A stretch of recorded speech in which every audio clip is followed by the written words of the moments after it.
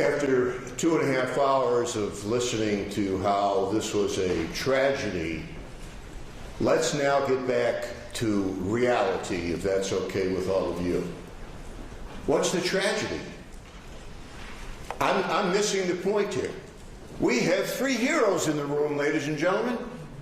Forgive my impertinence for indicting them for what they did. I'm sorry. I must be waiting for their award ceremony for the heroic actions of Mr. Kiefer in pepper spraying a helpless 148-pound guy who's lying on the ground and who the testimony says didn't do a thing. Oh, I'm sorry. It took him 10 seconds to get off the van. The death penalty for that? Mr. Gallagher, a babe in the woods, didn't say a thing, just doing his job. Shackling the guy who's getting his testicles pushed up to his larynx, right in front of him. And he has the temerity to stand in front of you for 90 minutes and say, he did nothing wrong, just following orders. He's such a good guy. Leg iron award for him, pepper spray award for him, and God only knows what for Mr. Kingsley, who also did nothing wrong, ripping a guy's throat off. Let's get back to reality.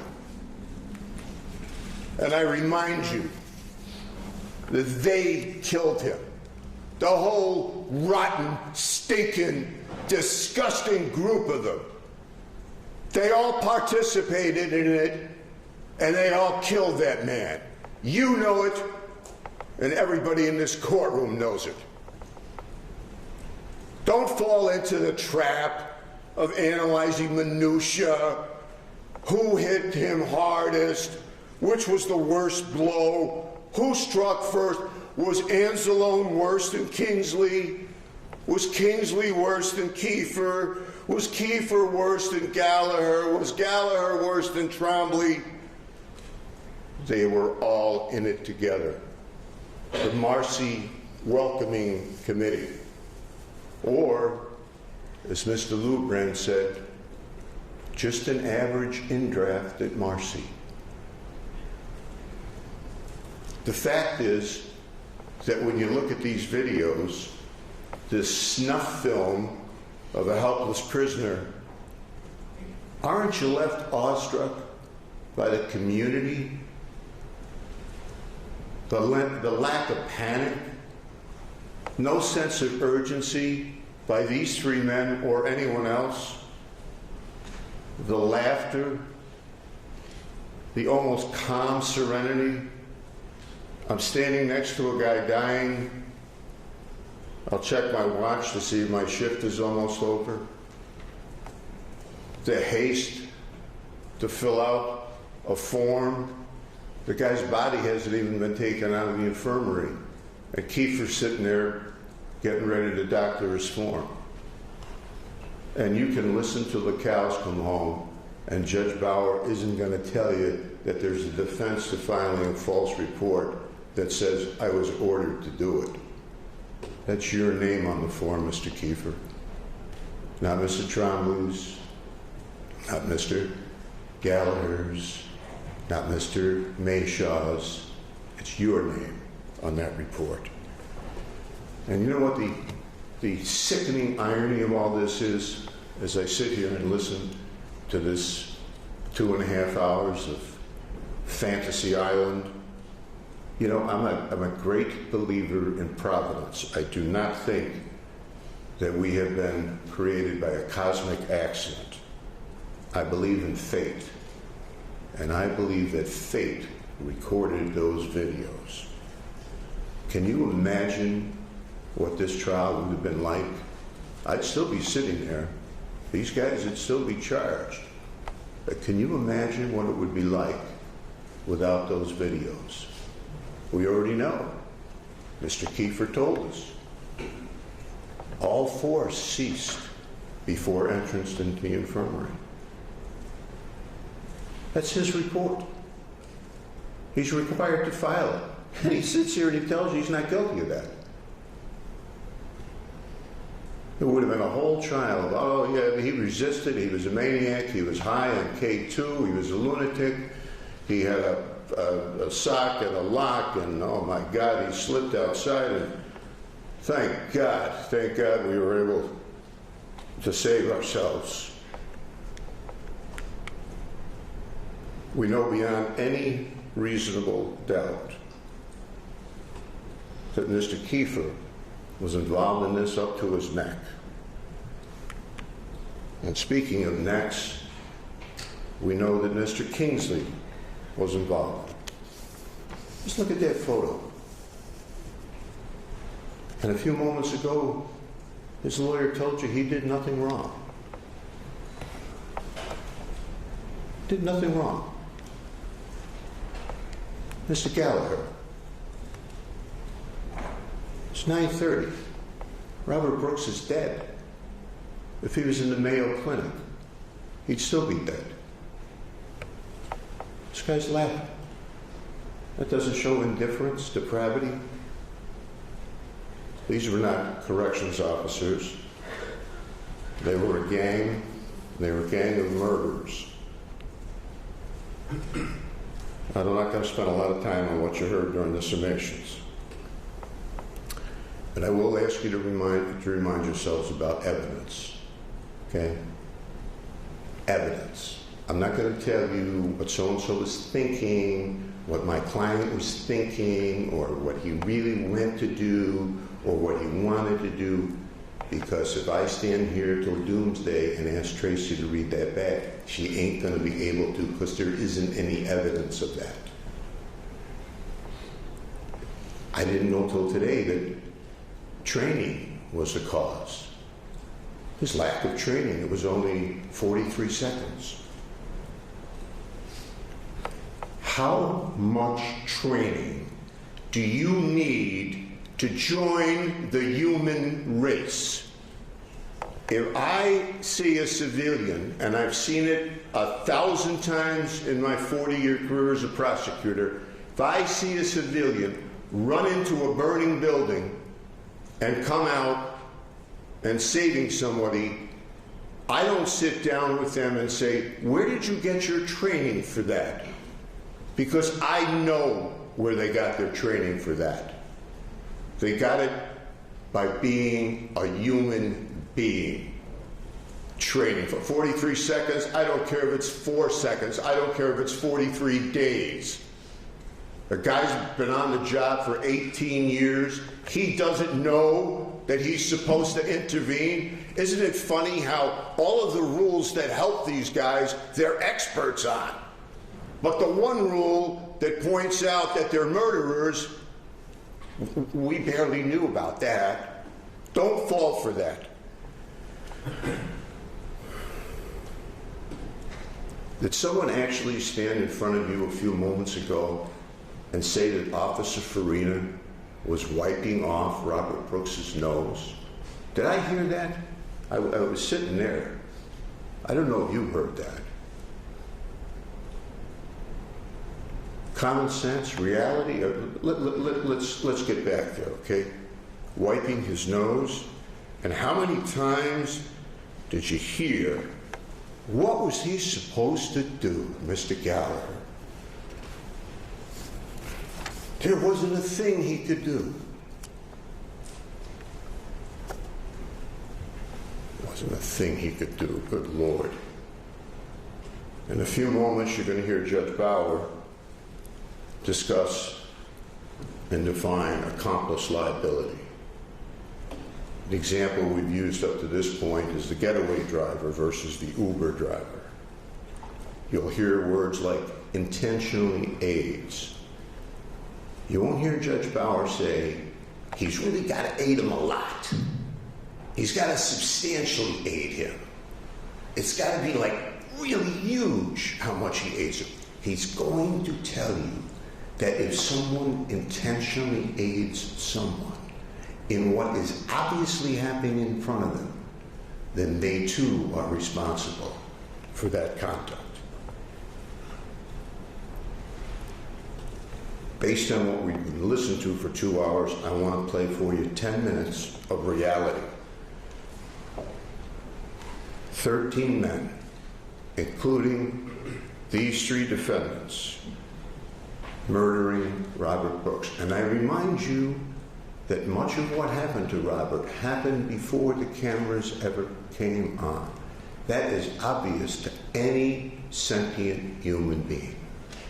When Mr. Gallagher's lawyer tells you that he had no idea what had happened out in the breezeway or the walkway, take a look at Robert when he's brought in a couple of moments after he was walked right by Mr. Gallagher. A typical in-draft at Marcy.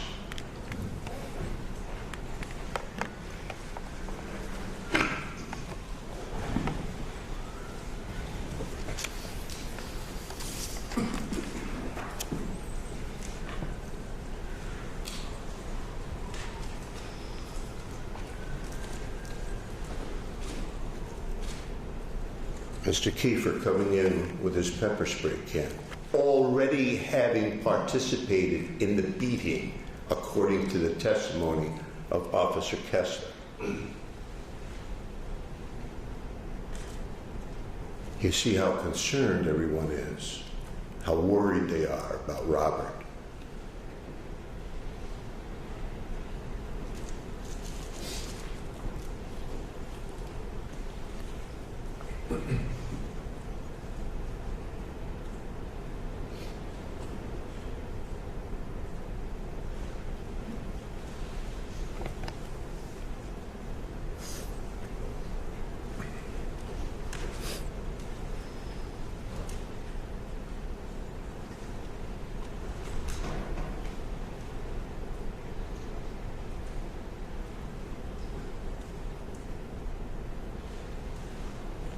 I had no idea there was anything wrong with Mr. Brooks.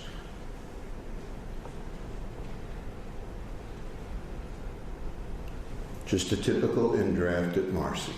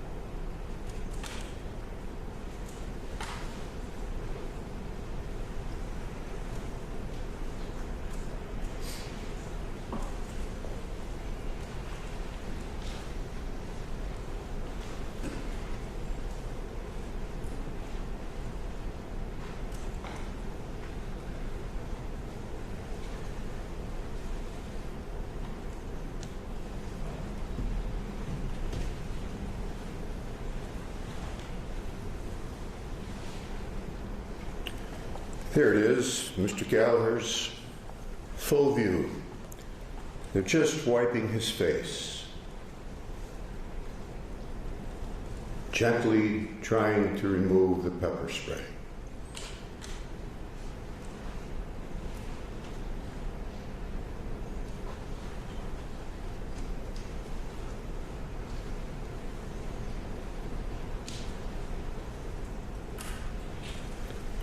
What could he possibly have done?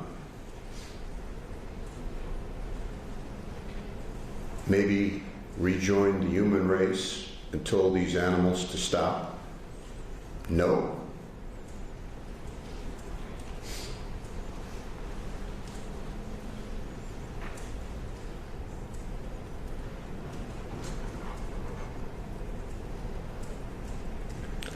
Nope, I'll hold him down and help Farina.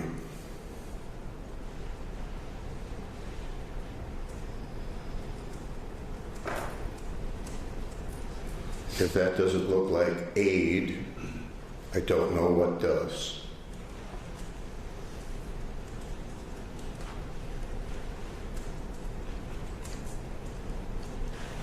Weren't you expecting to see a violent kick from Robert based on what you heard during opening statements? His legs are barely moving.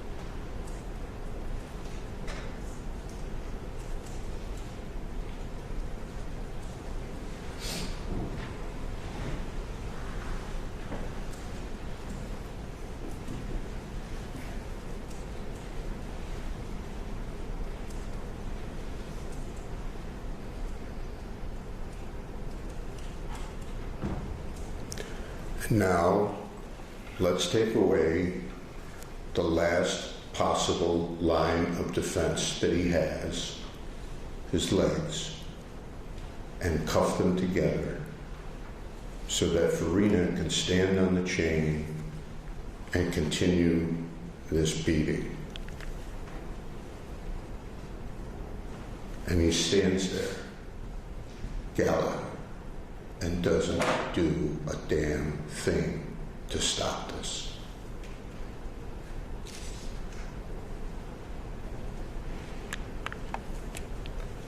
I'd show you all of that, ladies and gentlemen, from Mr. Gallagher's body-worn camera, but coincidentally, apparently, as he went out into the cold and came back into the warmth of the infirmary, he zipped up his jacket. So I can't show you the rest of it.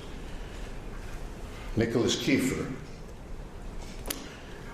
saw no evil, heard no evil, spoke no evil. He was part of the greeting committee. He strikes Robert Brooks in the arsenal for no reason at all. He pepper sprays Robert for no reason at all. He stands by and watches this occur.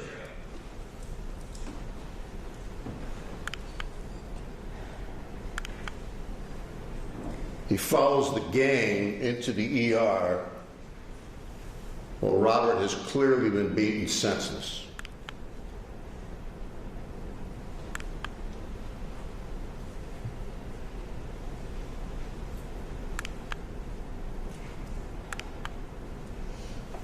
Never does a damn thing to intervene, despite multiple opportunities to do so. And he sits here today and says, I didn't do anything wrong.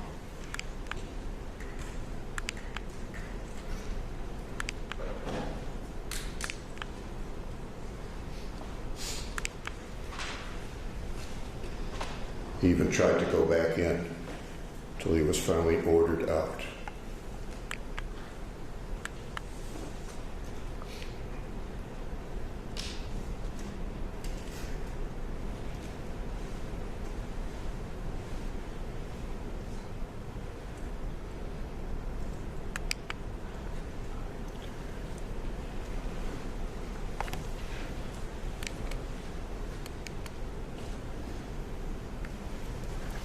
You know what I've often thought? We have five senses. I kept listening to this trial about how you didn't see this, you didn't see that. Are these people deaf? Do you think there was noises coming from that room that might have been indicative of the horror that was going on? And then he wrote a use of force report that he tells you isn't a crime. All force ceased.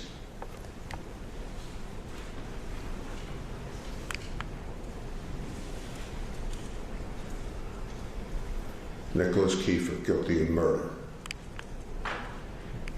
Matthew Gallagher, I was just following orders. I didn't know nothing. I didn't know what I could do. I had been on the job 18 years.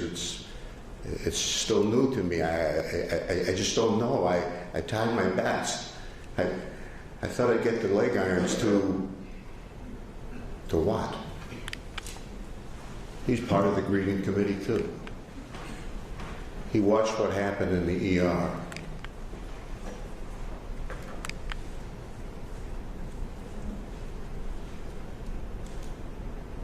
How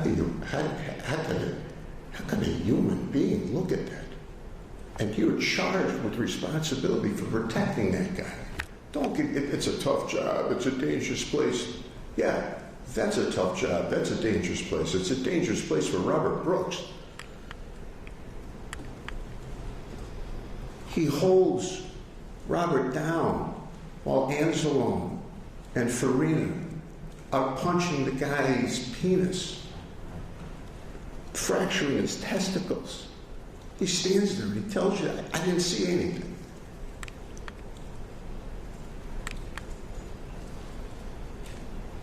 It's a guy beating him with a shoe. He tried to convince you earlier in this trial that he saw kicking. There's no kicking.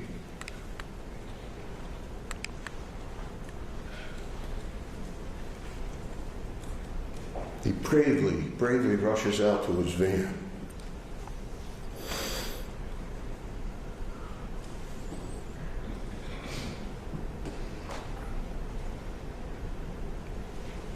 Oops. I think I'll zip up my jacket. You know why he zipped up his jacket. Everybody in this room knows why he zipped up his jacket.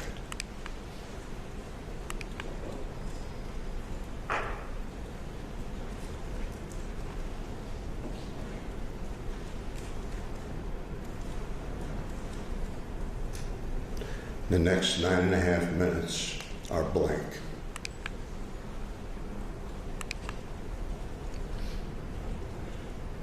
He restrains Robert to continue the assault.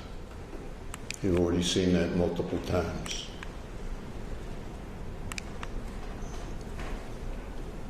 He yanks Robert's pants off, his final act of indignity to that dying human being. And then he tries to tell you it's regulations. Yanks him off like he's treating an animal.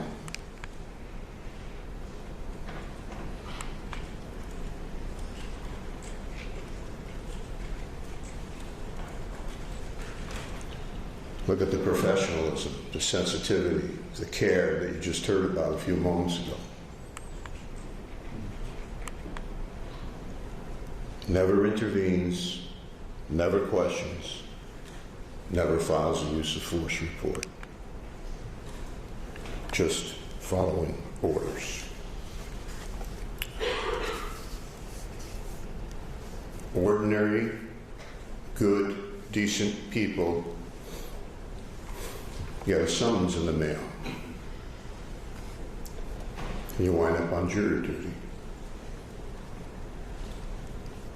Sometimes greatness is accidental. Sometimes we strive for greatness. A generation from now, your kids, your grandkids, they'll look at you and they'll say, "What did you do, Mom, Grandma, Grandpa, Dad? What did you do that was great in your life?" In a few moments, you can answer them and say, I brought justice to a system that dehumanized a man, a simple man who did a terrible thing, but whose opportunities were only ahead of him. A man who looked around a room as he was choking to death on his own blood, and undoubtedly asking himself, who is here to protect me? I was pepper sprayed for no reason. I was beaten for no reason. I was hogtied for no reason. I was choked to death for no reason. The sad, inexcusable, unthinkable answer is that no one, not one member of that gang, did a thing to help. Not Mr. Kiefer, not Mr. Gallagher, not Mr. Kingsley. And now, we all know what happened to Robert Brooks. When you reach your deliberations, someone look at your watch. And when you get to 31 minutes, you will have given more time to these three men than they gave to Robert Brooks' life at Marcy.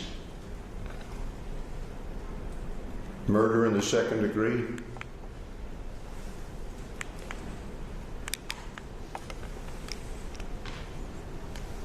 Just click it forward, Jim.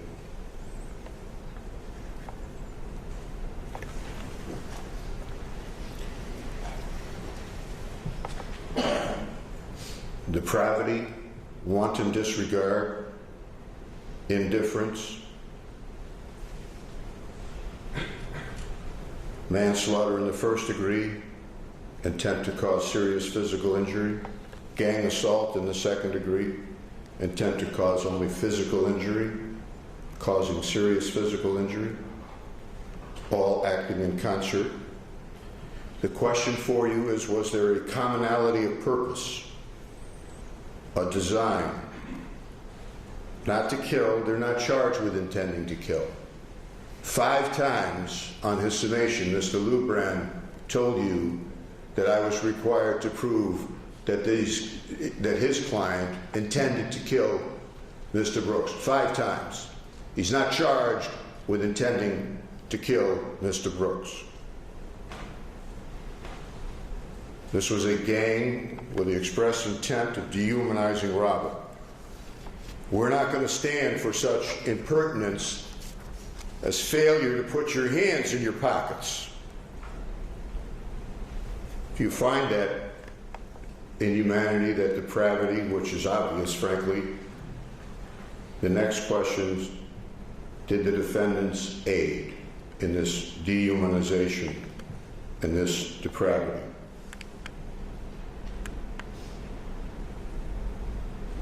Mr. Kingsley?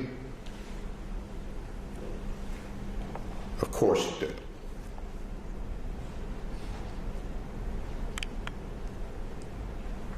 Mr. Kiefer? Of course he did. Mr. Gallagher? Of course he did. The 3 of these men, Mr. Kiefer, Mr. Kingsley, Mr. Gallagher, they were part of it. They joined it. They did it willingly.